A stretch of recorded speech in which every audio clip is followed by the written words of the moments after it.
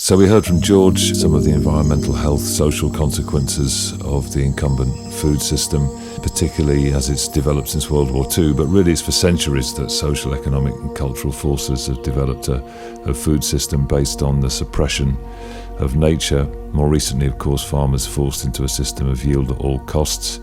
And the consequences, really, we could perhaps sum them up saying that when we declare war on nature, we declare war on ourselves. A photo that caught my eye was the hand pollination of orchards in China. It's a region the size of France, and they're hand pollinating because there aren't any bees left. And of course, closer to home, George talked about Jeremy Clarkson, and that moment when I arrived at his house, I thought for a cup of tea, and the cameras were rolling, my brain kind of whirring, thinking, right, you're about to define regen farming for 50 million people, don't get this wrong. But the best place to begin, what we did there, was just to dig up a couple of holes, one in the field, one by the hedgerow where the soil hasn't been farmed, and just look at them. And, you know, as you can see here, one's pale and slabby. If you could smell it, it would have a whiff of sulphur. The other's dark, crumbly and sweet smelling, and these differences matter.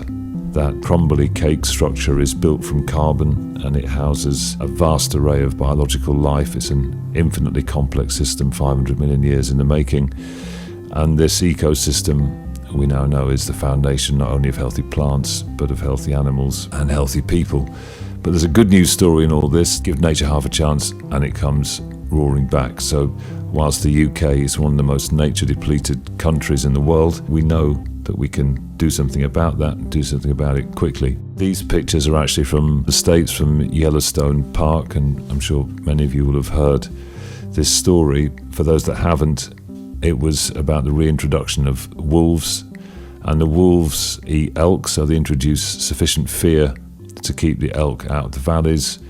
As a result of that, the willows grow, the beavers return, the stream changes its course, water's retained for longer, vegetation comes back, birds come back, so on and so on. Nevertheless, when I read this article about the modern food system and its consequences and made my bid for self-sufficiency, I kind of fell into the same trap of a food system based on keeping nature out. And I could give lots of examples of this, but one is the construction of insect netting. I read in my growing library of vegetable books about keeping the predators off your veg, and I spent a long time building quite a Heath Robinson construction to surround a portion of the vegetable patch with insect netting. It kept falling down, I kept putting it back up again, trying to make it stronger. And finally got the damn thing to stand up, and literally the day that I did that, I came across my first book on companion planting. So this idea that we actually want to create a balanced ecosystem of predator and prey, that we want to bring insects in. So down came the netting, and I embraced the principle of companion planting, no-dig, vegetable growing. And I wasn't thinking about it in this sense at all at the time, but looking back on it now, that was the first moment when I was trying to combine nature and food production. The 17 years that followed were the continuation of that path. And neither he nor I had any idea what we were in for over the years that would follow. So what I'm going to show you now, you don't have to remember it, I'm not going to test you on it, but it's just to put today's work in a little bit of context, some of the things that have been tried and worked on over the years to try and bring food production and nature into harmony. So this is an early picture from the farm. You can see how poor the soil is, trying to combine a mechanical weeding operation with sowing a companion plant amongst the cereal to try and suppress weeds and fill the field with plants that we did want rather than ones that we didn't. This didn't work because there was such overwhelming weed pressure in these degraded soils. You can see in an abandoned car park, for example, the docks and the thistles, bindweed will slowly take over because nature has these plants called pioneer plants that are brilliantly adapted to growing in degraded soils. Eventually, you know, they will pave the way for the next family and the next family. So if you walk away from that car park and come back 30 years later, it'll be a woodland. But these pioneer plants in degraded agricultural soils are a nightmare because they're so much better adapted to the conditions than the crops are. And if you're not using chemicals, then you have to use mechanical interventions, but then it's a bit of a death spiral too because every cultivation aggravates the conditions that are paving the way for these plants to thrive in the first place. So it rapidly becomes a bit of a road to nowhere. So one of the early things that I tried to deal with this was growing lots of things in the same place at the same time. This was an idea that I'll come back to much later when I'd understood more of the science and some of the practical limitations. But this is clover, oats and rye. We introduced livestock and experimented with different pasture mixes to optimise cattle health, which ones would optimise soil recovery. We tried grazing plants at different heights to see what impact that had, both on the cattle and the soil. Tried different recovery rates and grazing durations, moving the animals once, twice, sometimes 3 times a day, organising water and shade infrastructure so they could come and go autonomously, whilst allowing us to graze the bit of the farm that needed grazing as flexibly and easily as possible. Always, of course, made sure to ask the cows what they thought about it all. This is Theo sitting down and listening to their feedback. We observed the difference that organic matter makes. So this is the same crop, buckwheat, actually nothing to do with wheat, it's the rhubarb family, but this is same field, planted on the same day, growing at the bottom and the top of the slope. So after years of erosion, there's much more organic matter at the bottom than there is at the top of the field. And you can see just how stark that difference is. So it was clear the problem that needed solving. In the vegetable patch, there's this idea of putting mulch around, straw around the bottom of your tomato plants, for example. But how can you do that on a field scale? Well, one idea that I experimented with was growing the mulch in situ. So this is a crop of rye that's then being killed by this device called a crimper roller, which sort of damages the stems. There's lots of caveats around the conditions and so on to make that work. But this was successful, a very interesting idea. And you can see here a crop of maize growing through the mulch that's been crimper rolled underneath. During these processes, I was always comparing. So here was a rogue sunflower that I was using as a kind of measuring tape. On the left-hand side is the maize that was growing in the crimper-rolled mulch. In the middle, the maize growing in what you might call conventional organic, when the soil between the crop rows is bare, and we'll go through with a hoe to get rid of the weeds as best we can. And on the right-hand side, a bit of the field where I did nothing, just to give an idea of the immense kind of weed pressure that we're trying to deal with whilst bringing these soils back to life. I was doing economic comparisons to see how it worked out for farm economics, so I could share that with neighbours who are interested. And we looked at different ways of planting hedges,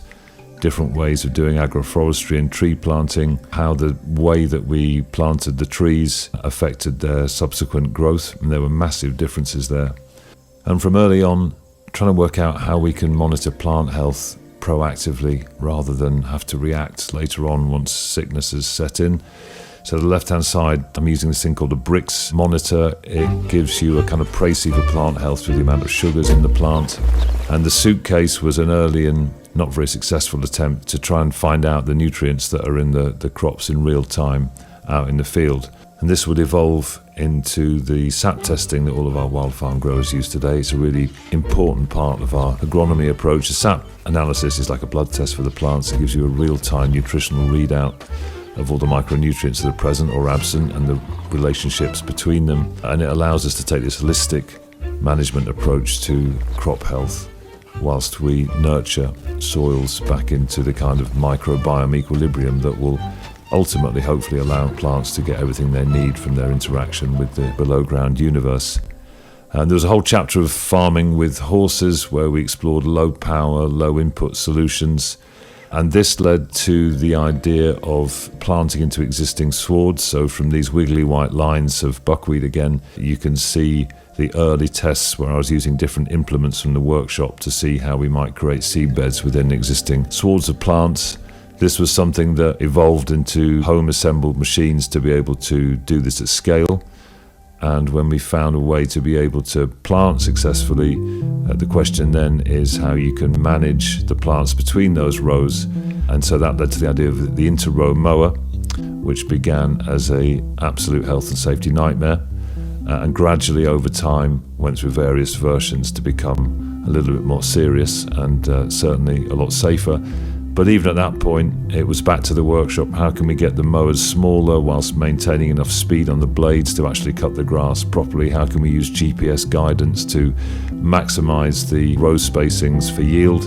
And even after all of that, actually, is there a way of doing this mechanically so it's simpler and cheaper for farmers to embrace this kind of companion planting? So as you can imagine, throughout all of this, there were lots and lots of late night repairs and persistence from the people that were helping us. But there were occasions when this approach just wasn't working. You can see here that the wheat is clearly struggling. And so then it was back into the research trying to understand what's going wrong here, into the whole world of plant family diversity.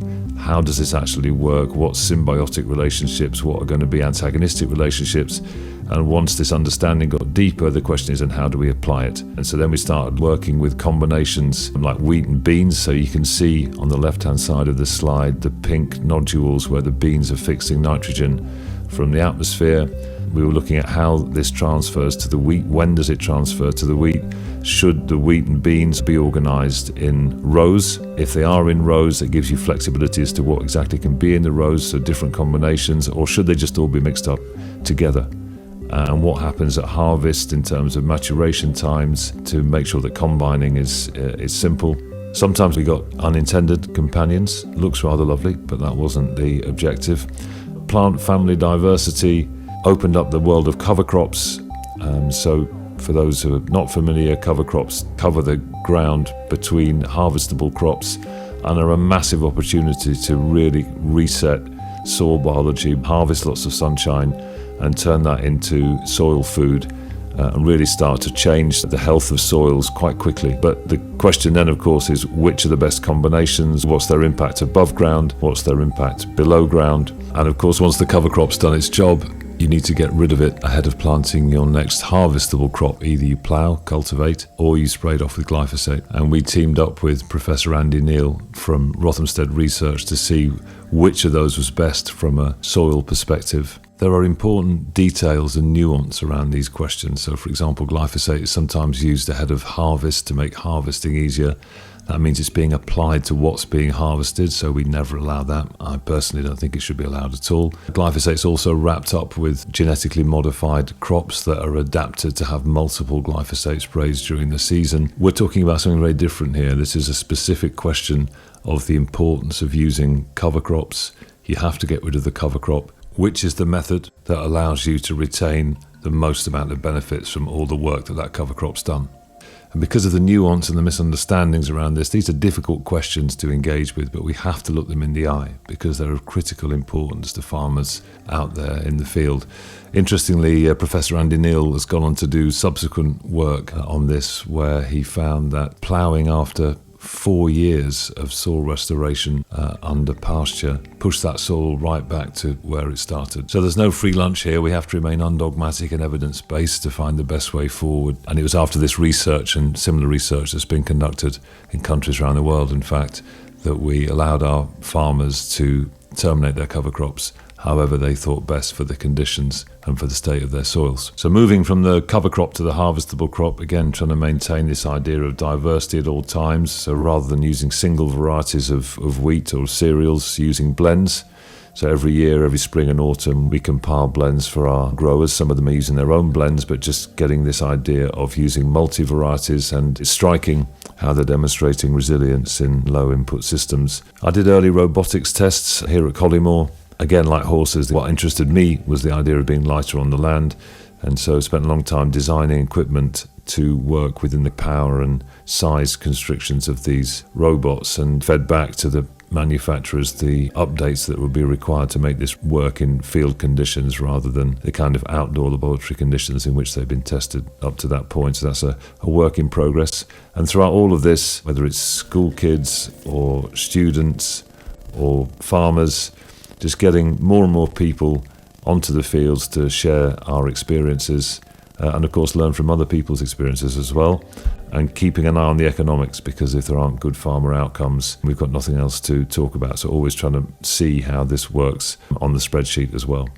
And as the word regenerative spread and became more popular, and it's still the case today, there's ever-increasing sales of magic potions. Some might call them snake oils. This kind of habit, I suppose, that we've had from the previous system of wanting a product to solve problems is now manifesting itself in a whole load of biological stimulants. So we started brewing our own, trying to find out what works, what doesn't, working out ways that it can be successfully applied into the seed furrow using different kinds of pumps, looking at what happens to early rooting when you do that. And similarly with compost, there's a whole subsection of Wildfarmed growers who are dedicated to the scaling up of compost preparation. Not all compost is by any means created equal, And so it's looking at how it's made and the temperatures during the maturation process, what that actually means when you apply it to the fields.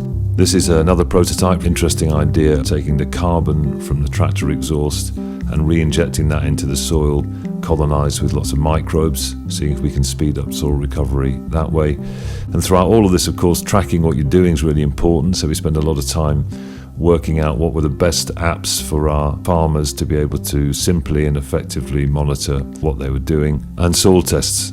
A lot of soil tests are very much stuck in the chemical view of the soil that's dominated for over 200 years, as opposed to the biological view that we're taking now. So what's the best soil test that really allows us to make informed decisions? And this is just some of the work that I and we have done, never mind research that we're working on with our various partners. And so this was all of the work that came together in the Wildfarmed regenerative standards. But as you can see, in the context of 17 years of evolution, the one thing we could be absolutely sure about is that the way we combine food and nature will constantly evolve, which is a good thing because we're getting better at it all the time. And so not just for us, I think for lots of people, the dream was to have a system based on outcomes, moving from what were your intentions to what actually happened. But the problem was, even when the Wildfarmed standards were drawn up, which is not that long ago, the ecological surveys that were going on were incredibly expensive. There were teams of people involved.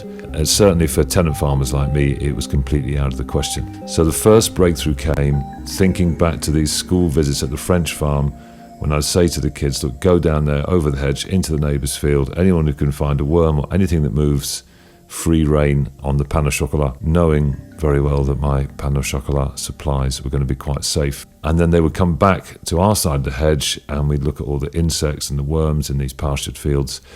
And so thinking back to that, we've got fields that are metres apart, being managed in different ways, and very rapid and very measurable and observable changes to nature, both above ground and below ground. So this idea of relative measures we started applying by putting bowls of water and fairy liquid in a wild farm field and a neighbouring conventional field and just looking at the insects. And the results were really quite stark. So the next step was to formalise these relative measures with Bristol University. That's something that we've been doing for a number of years now, which culminated last year, averaged across our growers 3.7 times as many bees in wild farm fields relative to the nearest conventional control, and close to a doubling of insect biomass. And of course, where insects are, everything else follows. So it's really of crucial importance to the rest of the food chain. The next stage in all of this is, once we've got these relative measures that are the kind of keystone indicators of ecosystem health, how do we make them affordable and scalable? So in this picture you will see the Bristol University version of the kind of water and fairy liquid approach attached to the bottom of the post in the yellow, blue and white bowls. But that requires students then taking the insects out one by one, identifying them, weighing them and so on. And what's on the top of the post there is a pilot with one of our partners, and that's an AI device that can detect insects based on the sound of their wings. And so we're correlating that with the insect bowls, and if that correlation stands up, which we're hopeful that it will, that means that farmers can just put these AI devices in their fields, the upload is automatic, and we have a solution at scale. Similarly, water quality will change on the basis of field-to-field management practices. So how can we measure the impact on water, on leaching that's happening or not happening in one field compared to another? All of this work is what's resulted in the water premiums being paid directly to our growers. We've teamed up with the research departments of all of these different agencies to build the case for that. And of course, soil. And this slightly blurry picture is a topological cross-section of soil showing its porosity, basically how many holes are there in the soil. And this porosity is emerging to be a key indicator of health because the holes are built from carbon, and within them biology lives, nutrients are exchanged, water is stored. And so this porosity becomes an overall indicator of soil health. And if that's the case, then maybe the speed that it takes for water to go into the soil will be a really good proxy for overall date of soils. In that case, it becomes affordable and it becomes a scalable measure. Grain quality, of course, another key outcome. So we've always tested our grain to be free of all pesticide residues. Beyond that now, beyond the absence of toxicity, what about the presence of nutrition? I'm building on actually evidence that goes back a very, very long way about the link between soil health, plant health, and human health. So that's the work with audacious that George referred to earlier on.